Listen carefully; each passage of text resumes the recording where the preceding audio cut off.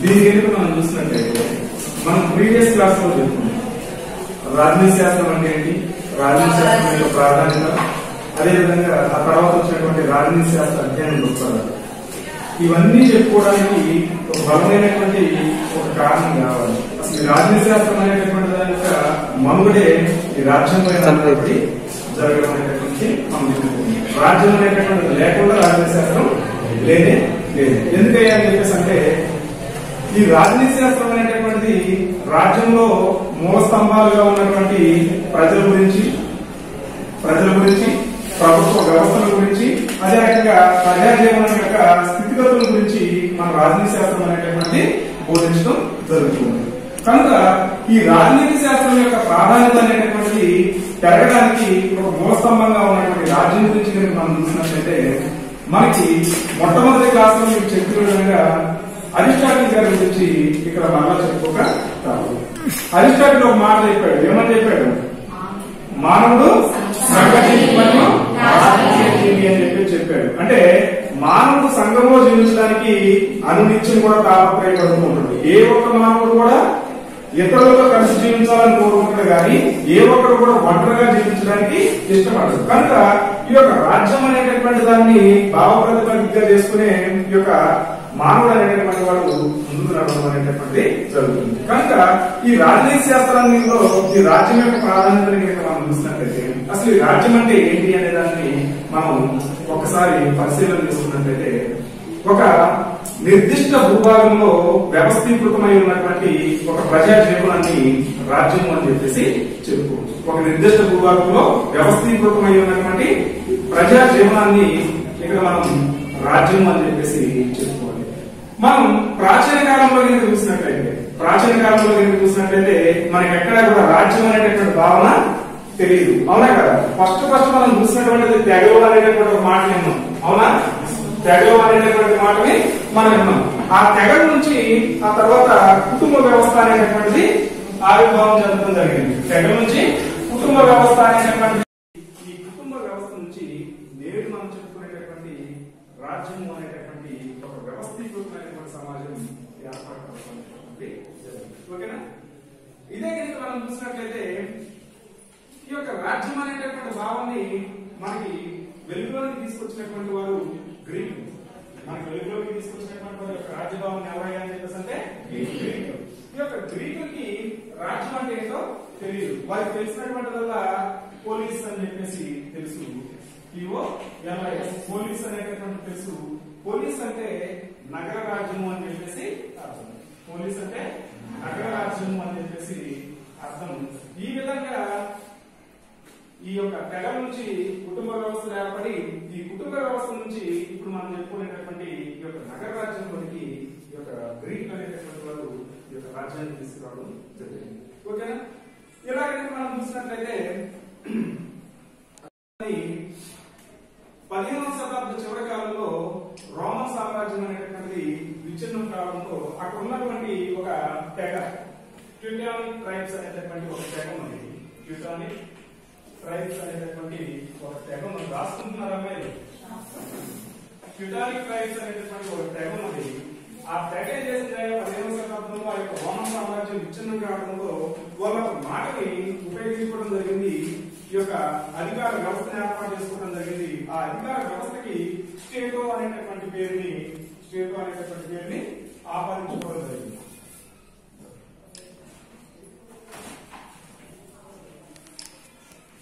స్టేటో అనేటటువంటి పదాన్ని ఆపాదించుకోవడం జరిగింది. ఈ ఆ తదనంతరం 15వ శతాబ్ద చివరి కాలంలో విచ్ఛిన్నమైనటువంటి యొక్క ట్యూటానిక్ ట్రైబ్స్ ఈ విధంగా వాళ్ళు స్టేటో అనేటటువంటి పదాన్ని రాజ్యాన్ని వాడుకలోకి తీసుకొస్తే ఆ తర్వాత 16వ శతాబ్దంలో రాజనీతి తత్వవేత్త అయినటువంటి మాకియావెల్లి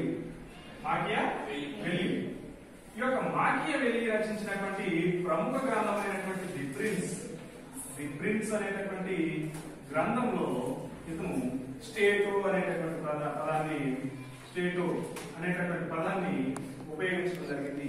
ఈ స్టేటోని ఇప్పుడు ఆధునిక యుగంలో స్టేట్ అని వాడుకలోకి రావడం అనేటువంటిది జరిగింది. ఈ విధంగా మనం ఇప్పటి వరకు చెప్పినటువంటి పాఠాన్ని కనుక మనం గమనించినట్లయితే ఇప్పటివరకు మనం చెప్పుకున్నటువంటి విషయాన్ని కనుక మనం గమనించినట్లయితే రాజ్యం అనేటటువంటి భావన పైనే ఈ యొక్క రాజనీతి శాస్త్రం ఆధారపడి ఉంది అని చెప్పి చెప్పుకున్నాం. ఈ యొక్క రాజ్యము అనేటటువంటి దానికి ఆవిర్భావానికంటే ముందు ప్రాచీన కాలంలో చూసినట్లయితే రాజ్యం అనేటటువంటి తెలియదు, రాజ్యం అనేటటువంటి భావనే తెలియదు. ఆ యొక్క రాజ్యం అనేటటువంటి భావన తెలియనప్పుడు తెగలుగా ఏర్పడి ఆ తెగలు కుటుంబ వ్యవస్థలుగా ఏర్పడి ఆ కుటుంబ వ్యవస్థలు ఒక బలీయమైనటువంటి వ్యవస్థీకృతమైనటువంటి రాజ్యాన్ని ఏర్పాటు చేసుకున్నాయి అని చెప్పేసి మనం విన్నాం. ఓకేనా? ఈ విధంగా తర్వాత 15వ శతాబ్దం విచ్ఛిన్నం కావడంతో 15వ శతాబ్దంలో చివరిలో విచ్ఛిన్నమైనటువంటి బ్రిటానిక్ ట్రైబ్స్ అనేటటువంటి వారు రోమన్ సామ్రాజ్యం విచ్ఛిన్నం కావడంతో ఈ ట్రైబ్స్ ఏం చేసుకున్నారు? ఒక వ్యవస్థీకృతమైనటువంటి సమాజాన్ని ఏర్పాటు చేసుకుని దానికి ఏమని పిలుచుకున్నారని చెప్పి చెప్పాం, స్టేటు అనేటటువంటి పదంలో ఉపయోగించుకున్నారు అని చెప్పి చెప్పాం. ఆ స్టేటు అనేటటువంటి పదాన్ని 16వ శతాబ్దంలో మాకివెల్లి అనేటటువంటి రాజనీతివేత్త స్టేట్ అనేటటువంటి ఇంగ్లీష్ భాషలో దీన్ని ఉపయోగించడం జరిగింది. ఆ స్టేట్ అనేటటువంటి నేటి ఆర్థిక యుగంలోకి స్టేట్ గా పరిణామక్రమం చెందడం. ఇది ఈ యొక్క రాజ్యానికి సంబంధించినటువంటి ఒక పరిచయం. అయితే ఈ యొక్క రాజ్యం యొక్క నిర్వచనాలు కనుక చూసినట్లయితే ఈ యొక్క రాజ్యం యొక్క నిర్వచనాలు కనుక మనం చూసినట్లయితే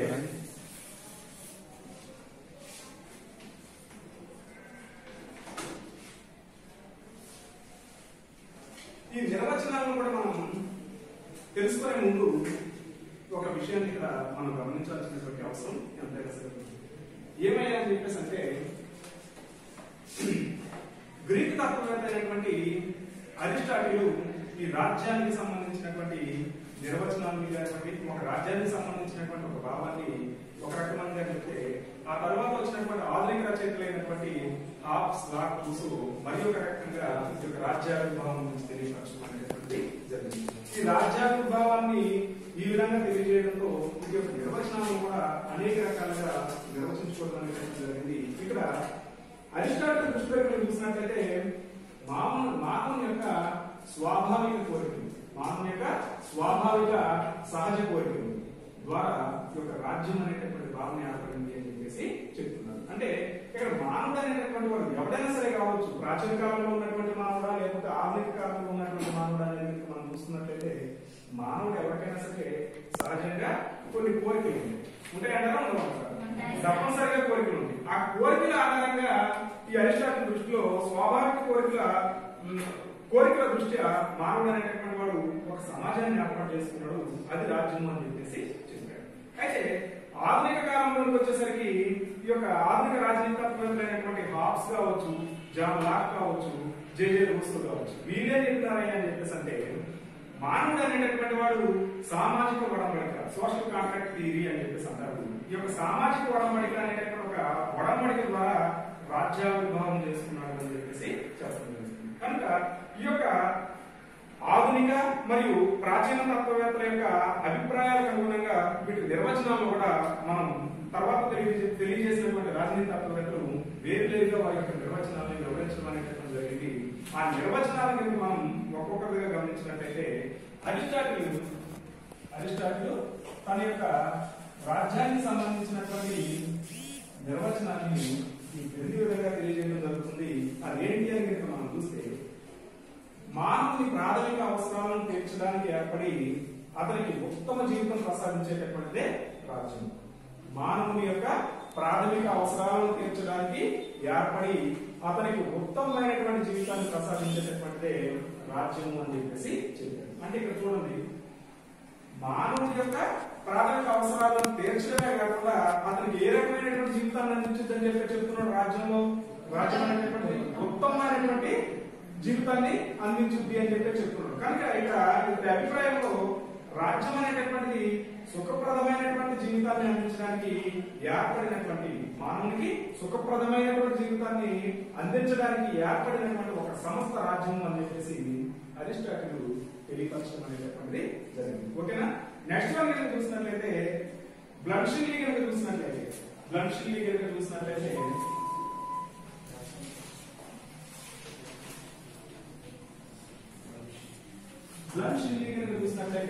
అతని యొక్క అభిప్రాయంలో ఈ యొక్క రాజ్యం గురించి నిర్వచనం ఏ విధంగా ఇచ్చాడు అని చెప్పేసి అంటే,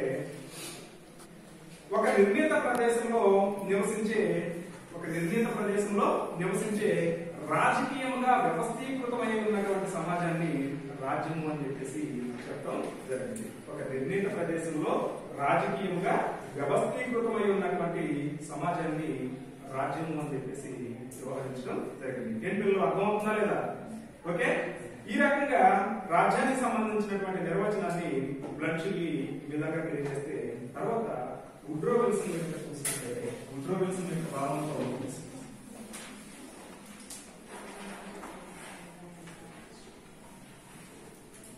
వుడ్రో విల్సన్ యొక్క భావనలో ఈ యొక్క రాజ్యం గురించి మనం చూసినట్లయితే, ఒక నిర్ణీత భూభాగంలో శాసనబద్ధమై ఉన్నటువంటి ప్రభుత్వం ఉన్న పౌర సమాజమే రాజ్యమే. ఒక నిర్ణీత భూభాగంలో శాసనబద్ధమైనటువంటి ప్రభుత్వం ఉన్నటువంటి పౌర సమాజాన్ని రాజ్యము అని చెప్పేసి వుడ్రో విల్సన్ తెలియపరచడం జరుగుతుంది. కనుక ఇక్కడ ఇతని యొక్క నిర్వచనం బట్టి కనుక మనం చూసినట్లయితే, ఇతని అభిప్రాయంలో రాజ్యానికి ఒక నిర్ణీత భూభాగం, ప్రజలు, అదే రకంగా ప్రభుత్వం అనేటటువంటి మూడు అంగాలు కూడా ఉన్నదే ఒక పరిపూర్ణమైనటువంటి రాజ్యము అని చెప్పేసి వుడ్రో విల్సన్ తెలియపరచడం జరిగింది. ఈ విధంగా రాజ్యానికి సంబంధించి ఈ తత్వవేత్తలు ఇచ్చినటువంటి రాజనీతి తత్వవేత్తలు ఇచ్చినటువంటి నిర్వచనాల ఆధారంగా దీని యొక్క లక్షణాలను మనం కొంత మేరకు అవగాహన చేసుకోవడం అనేటటువంటి ఈ నిర్వచనాలను బట్టి, అదే రకంగా అక్కడ తెలియపరిచినటువంటి యొక్క పరిచయ భాగాన్ని బట్టి మనకి అర్థమైపోతుంది. రాజ్యం యొక్క ముఖ్య లక్షణాలు మీరు ఇంటర్మీడియట్ స్కిల్స్ లో కూడా నేర్చుకునే ఉంటారు. ఉన్నదా లేదా మీకు ఇంటర్మీడియట్? అది ఏమైతే లక్షణాలు, రాజ్యం యొక్క ముఖ్య లక్షణాలు ఏంటి? ఒక్కరు చెప్పండి, అందరూ ప్రాంతీయ భాషలు ఒక్కొక్కరు చెప్పండి. ముఖ్య లక్షణాలు ఏంటి? రాజ్యం యొక్క ముఖ్య లక్షణాలు ఎవరు చెప్తారు? అబ్బాయిలు చెప్పండి అమ్మా. ప్రజలు, ప్రదేశం లేదంటే భూభాగం,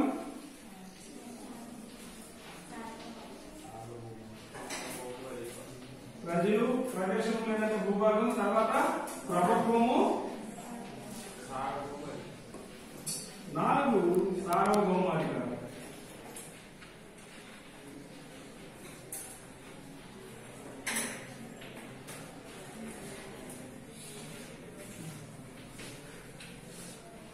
ఇక్కడ కనుక మనం చూసినట్లయితే ఈ పైన తెలిపినటువంటి నిర్వచనాలను బట్టి రాజ్యం యొక్క ముఖ్య లక్షణాలని 4 విభాగాలుగా వర్గీకరించడం అనేటటువంటి జరిగింది.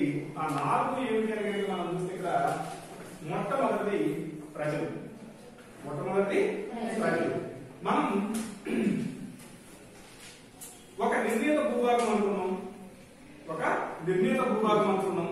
ఆ నిర్ణీత భూభాగంలో సంఘటితంగా కలిసి జీవించేటటువంటి ప్రజా సముదాయము రాజ్యము అని చెప్పి చెప్పుకున్నాం. కనుక ఒక రాజ్యము అని చెప్పేసి పిలువబడాలి అంటే అక్కడ ఎవరు ఉండాలి? ముందు ప్రజలు అనేటటువంటి వారు ఉండాలి. ప్రజలు లేకుండా రాజ్యం అనబడుద్దా?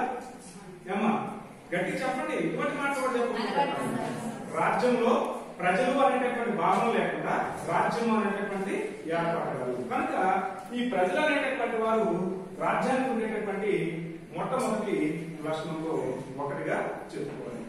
ఈ యొక్క ప్రజలకు వచ్చేసరికి విభిన్న అర్థాలలో ఈ యొక్క ప్రజల గురించి ప్రస్తావన చేయడం అనేటటువంటి జరిగింది. అది కనుక మనం చూసినట్లయితే మనకి ప్రాచీన కాలంలో గ్రీకు తత్వవేత్త అయినటువంటి ప్లేటో ఒక రాజ్యంలో 5040 మంది ప్రజలు మాత్రమే ఉండాలి అని చెప్పి చెప్తుంది.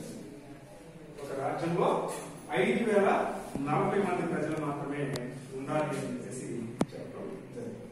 ఆ తర్వాత కనుక మనం చూసినట్లయితే అరిస్టాటిల్ ఒక మాట అంటారు. ఏమంటే సంఖ్య ఎక్కువగా కాకుండా మరీ అంత తక్కువగా కాకుండా ప్రజలు అనేటటువంటి వారు మధ్యస్థంగా ఉండాలి అని చెప్పేసి చెప్పడం జరిగింది. అంటే ఇతను ఒక సంఖ్య ఇది అని చెప్పేసి చెప్పడం జరిగింది. కానీ తర్వాత ప్రత్యక్ష ప్రజాస్వామ్యవాదైనటువంటి రూసో ఈ యొక్క ఇతను 10,000 మంది జనాభాని ఒక ఉత్తమమైనటువంటి రాజ్యానికి ఉండాల్సినటువంటి జనాభా సంఖ్య తెలియపరచడం అనేటటువంటి జరిగింది. చూడండి, వారు ప్రజలు ఎంతమంది ఒక రాజ్యంలో ఒక ఉన్నతమైనటువంటి రాజ్యాన్ని ఏర్పాటు చేసుకోవాలి అంటే ఒక ఉన్నతమైనటువంటి రాజ్యాన్ని ఏర్పాటు చేసుకోవాలి అంటే ఆ ఉన్నతమైనటువంటి రాజ్యానికి అప్పుడున్నటువంటి సమకాలీన పరిస్థితుల ఆధారంగా ప్లేటో 5040 మంది ఉండాలి. ఒక గ్రీక్ నగర రాజ్యం, గ్రీక్ దేశానికి సంబంధించినటువంటి ఒక మహాతత్వవేత్త. ఆ తత్వవేత్త ఒక గ్రీక్ నగర రాజ్యం యొక్క సమకాలీన పరిస్థితుల ఆధారంగా ఇదిగో 540 మంది ప్రజలు ఉన్నట్లయితే అది ఒక ఉత్తమమైనటువంటి రాజ్యంగా ఆవిర్భవించగలదు అని చెప్పేసి. ఆ తర్వాత అదే గ్రీక్ నగర రాజ్యానికి సంబంధించినటువంటి అరిస్టాటిల్ ఏం చెప్పాడయ్యా అని చెప్పేసి అంటే సంఖ్య అంత ఎక్కువగాను కాకుండా తక్కువగాను కాకుండా ఏర్పాటు కావాలి అని చెప్పేసి చెప్పాడు. ఆ తర్వాత ప్రత్యక్ష ప్రజాస్వామ్యవాదైనటువంటి స్విట్జర్లాండ్ దేశానికి చెందినటువంటి యొక్క రూసో ఏం చెప్పాడయ్యా అని చెప్పేసి అంటే ఇక్కడ 10,000 మంది జనాభా ఉన్నట్లయితే అది ఒక ఉన్నతమైనటువంటి ఉత్తమ జీవితాన్ని ప్రసాదించగలిగేటటువంటి ఒక రాజ్యాంగ ఆవిర్భావం చెందగలదు అని చెప్పేసి తన యొక్క అభిప్రాయాన్ని తెలిపారు. మరి ఎంత జనాభా అనేటటువంటి దాన్ని కలిగి ఉన్నది ఒక రాజ్యం అయితే ఇప్పుడు నేటి ఆధునిక యుగంలో చూసినట్లయితే 120 కోట్ల పై చిలుకున్నటువంటి చైనా, అదే 120 కోట్ల పై చిలుకున్నటువంటి భారతదేశాన్ని మనం చూసినట్లయితే ఎంతమంది జనాభా ఉన్నప్పటికీ కూడా ఆర్థికంగా రాజకీయంగా సామాజికంగా ఎంతో అభివృద్ధికి నోచుకుంటూ ఉన్నటువంటి ఒక దేశాలను ఉదాహరణగా తీసుకుంటే ఇవి కూడా ఒక ఉన్నతమైనటువంటి లక్షణాలతో ఏకీకృతమైనటువంటి సమాజాన్ని ఏర్పాటు చేసి ఒకే రకమైనటువంటి న్యాయ సూత్రాల్ని పటిష్టంగా అమలు చేస్తుంది. కనుక ఇంతమంది జనాభా ఇప్పుడున్నా గానీ ఇవి కూడా ఉత్తమమైనటువంటి రాజ్యాలుగానే ఆవిర్భావం చెందుతున్నటువంటిది జరుగుతుంది. దీనికి ఒక బలమైనటువంటి కారణం ఏంటి అని చెప్పేసి అంటే వ్యవస్థీకృతమైనటువంటి ప్రభుత్వ వ్యవస్థలు ఏర్పాటు కావడం. కనుక అప్పుడున్నటువంటి సమకాలీన పరిస్థితుల ఆధారంగా ఈ ప్లేటో, రూసో ఇటువంటి వారు చెప్పేటప్పుడు అక్కడ రాజరికాల అమలు ఉండడం జరిగింది. ఈ రాజరికాల్లో నిరంకుశమైనటువంటి పాలన ప్రజలకి ఏమాత్రం కూడా సుఖశాంతుల్ని అందించడం జరగలేదు. కనుక ఆ రాజరికాల నుంచి మనం అందరం కూడా బయటకు వచ్చేసిన మనం ఒక స్వతంత్ర రాజ్యాలను ఏర్పాటు చేసుకుని ప్రత్యక్ష ప్రజాస్వామ్య సూత్రాలకు ప్రజాస్వామ్య విలువలకి ఆధారంగా ఉండేటటువంటి ఒక నూతనమైనటువంటి ప్రభుత్వ వ్యవస్థను ఏర్పాటు చేసుకున్నాం. కనుకనే ప్రజల చేతుల్లోకి అధికారం అనేటటువంటి రావడంతో మనమందరికీ కూడా ఉన్నతమైనటువంటి జీవితాన్ని అందించే ప్రభుత్వ వ్యవస్థ ఏర్పాటు కాబడింది. కాబట్టి 120 కోట్ల మంది జనాభా ఉన్నప్పటికీ కూడా ఈ యొక్క దేశాలు అనేటటువంటి ఒక రాజ్యంగానే పరిగణించబడుతూ అభివృద్ధి వలన నానాటికి కూడా ముందుకు వెళ్ళడం అనేటటువంటిది జరుగుతుంది. కనుక ఈ ప్రజలు అనేటటువంటి వారి సంఖ్య అనేటటువంటి నేటి ఆధునిక కాలంలో మనం చెప్పడానికి ఏమాత్రం కూడా సరిపోదు. ఓకేనా? నెక్స్ట్ వన్ ఏం చూసినట్లయితే ప్రదేశం ఏంటంటే భూభాగం. నెక్స్ట్ వన్ ఈ యొక్క రాజ్యం యొక్క ముఖ్య లక్షణాలు కనుక మనం చూసినట్లయితే సెకండ్ వన్ వచ్చేసి ప్లేస్, ప్రదేశం. ఈ యొక్క ప్రదేశాన్ని కనుక మనం చూస్తే ఏ రకమైనటువంటి ప్రదేశం రాజ్యానికి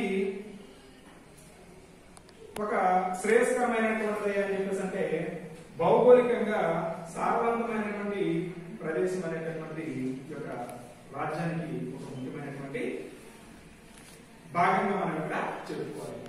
నివాసయోగ్యంగా ఉండాలి. రాజ్యం అనేటటువంటి నివాసయోగ్యంగా ఉండాలి. ప్రజలందరికీ కూడా నివసించడానికి సరైనటువంటి నీటి సదుపాయాలు కానివ్వండి, ఆహారాన్ని పండించుకోవడానికి కానివ్వండి, అదే రకంగా మన యొక్క గృహ సముదాయాలను ఏర్పాటు చేసుకోవడానికి కానివ్వండి, మన పశుపక్షాలు ఏవైతే ఉంటాయో వాటికి సరైనటువంటి ఆహారాన్ని మనం వేసుకోవడానికి కానివ్వండి, వ్యవసాయానికి అనువైనటువంటి ప్రదేశం కానివ్వండి, ఇవన్నీ ఉన్నప్పుడు మాత్రమే ఆ యొక్క ప్రదేశం అనేటువంటి ఉన్నతంగా ఉంది ఒక రాజ్యాన్ని అభివృద్ధికి నడిపించగలదు. అవునంటారా కాదంటారా? రాజ్యానికి ఎప్పుడు కూడా ప్రదేశం లేదంటే భూభాగం ఎలా ఉండాలి అని చెప్పేసి అంటే ఉన్నతమైనటువంటి సారవంతమైనటువంటి నేలలు కలిగి ప్రజలందరికీ కూడా నివాస యోగ్యానికి సరిపడేటటువంటి ప్రదేశాన్ని ఇక్కడ ఏర్పాటు చేసుకోవడం అనేటటువంటి జరుగుతుంది. అదే రకంగా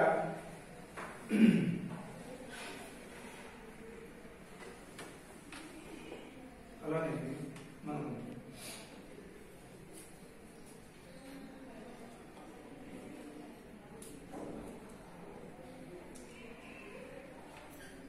మనం ఈ యొక్క ప్రదేశం లేదంటే ఈ యొక్క భూభాగంలో కనుక డుగైట్ అనేటటువంటి ఇంకొక రాజనీతి శాస్త్రవేత్త ఈ యొక్క ప్రదేశానికి సంబంధించి డుగైట్ అనేటటువంటి ఒక రాజనీతి తత్వవేత్త ఏం చెప్పాడయ్యా అని చెప్పేసి అంటే ఒక ఉన్నతమైనటువంటి రాజ్యావిర్భావం అనేటటువంటి అంతర్జాతీయ శాసనాల ప్రకారం రాజ్యానికి నిర్ణీతమైనటువంటి ప్రదేశం లేదంటే భూభాగం ఉండాలి. డుగైట్ అనేటటువంటి రాజనీతి తత్వవేత్త ఏం చెప్తున్నాడయ్యా అని చెప్పేసి అంటే ఒక అంతర్జాతీయ శాసనాలకి లేదంటేనేమో అంతర్జాతీయ పరమైనటువంటి శాసనాల ప్రకారం రాజ్యానికి ఒక నిర్ణీతమైనటువంటి ప్రదేశం లేదంటే భూభాగం తప్పనిసరిగా కలిగి ఉండాలి. ఇది ఫర్ ఎగ్జాంపుల్ గా మనకి దేశానికి కొన్ని సరిహద్దులు ఉన్నాయి కదా, కాశ్మీర్ నుంచి కన్యాకుమారి వరకు అని చెప్పేసి ఒక సరిహద్దులు ఉన్నాయి. అలాగే చైనా కూడా ఇప్పుడు చూసుకున్నట్లయితే ఒక ప్రాంతం నుంచి ఇంకో ప్రాంతం వరకు దాని యొక్క ప్రాంత విస్తరణ అనేటటువంటి దాని వాళ్ళ సరిహద్దులు వాళ్ళకు ఉన్నాయి.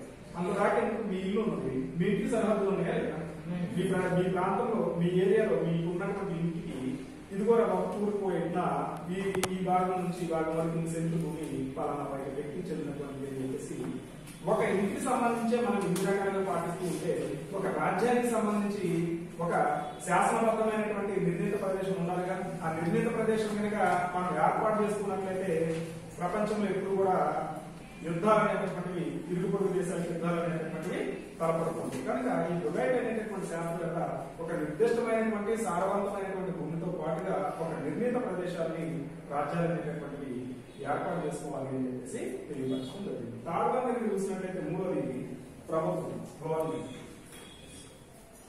ఓకేనా? ఏమన్నా అర్థమవుతుందా మీకు?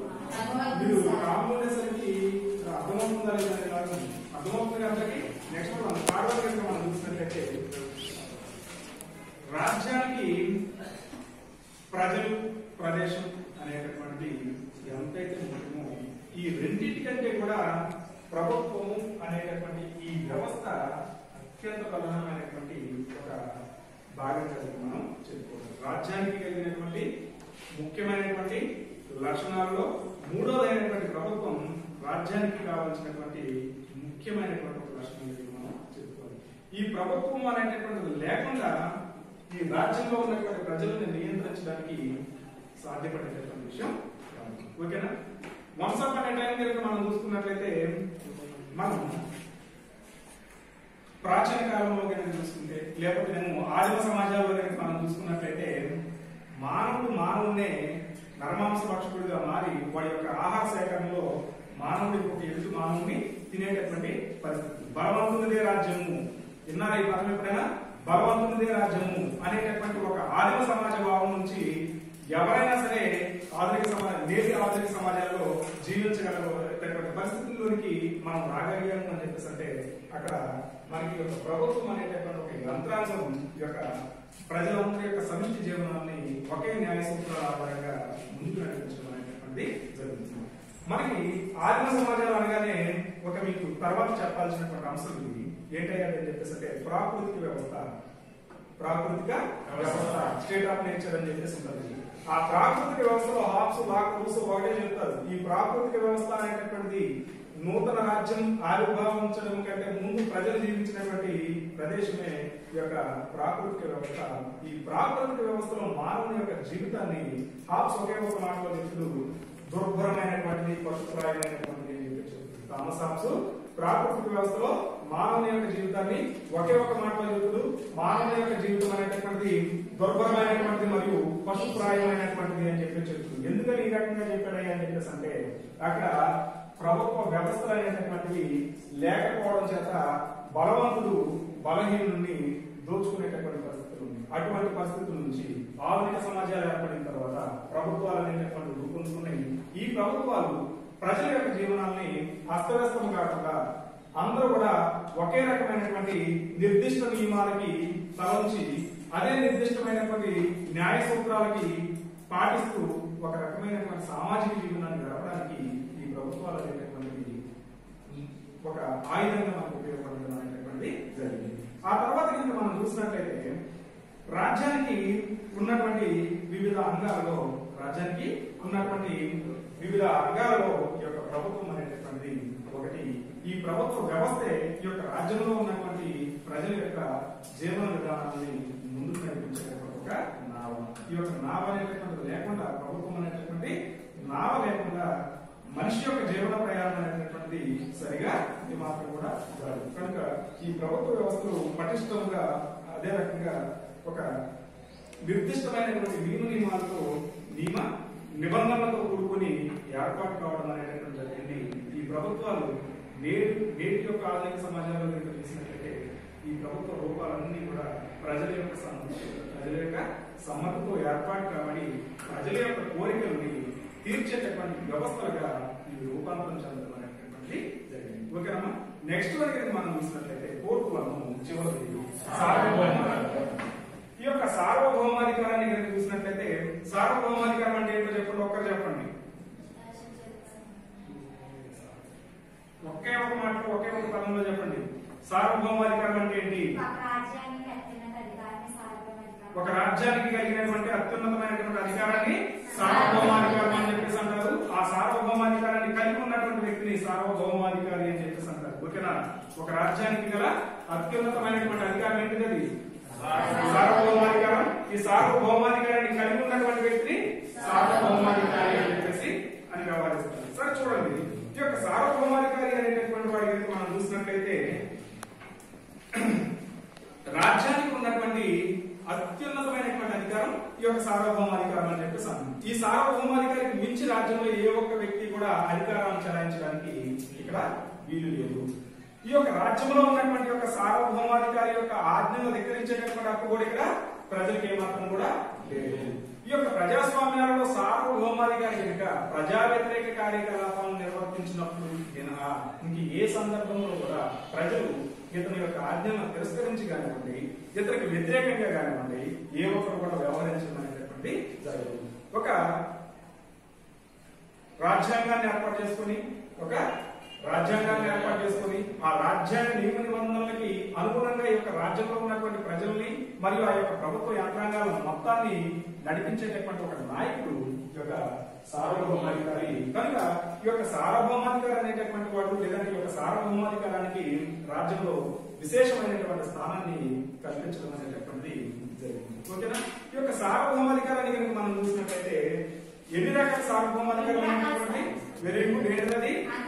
అంతర్గత సార్వభౌమాధికారం మరియు బాహ్య సార్వభౌమాధికారం. అంతర్గత లేదంటే బహిర్గత సార్వభౌమాధికారం అని కూడా అనవచ్చు. చూడండి, ఈ యొక్క సార్వభౌమాధికారం ఒకటి ఏంటమ్మాయి పావని? అంతర్గత సార్వభౌమాధికారం, రెండు బహిర్గత సార్వభౌమాధికారం. ఇక్కడ దీనికి కూడా రెండు అర్థాలు చెప్పండి. అంతర్గత సార్వభౌమాధికారం అంటే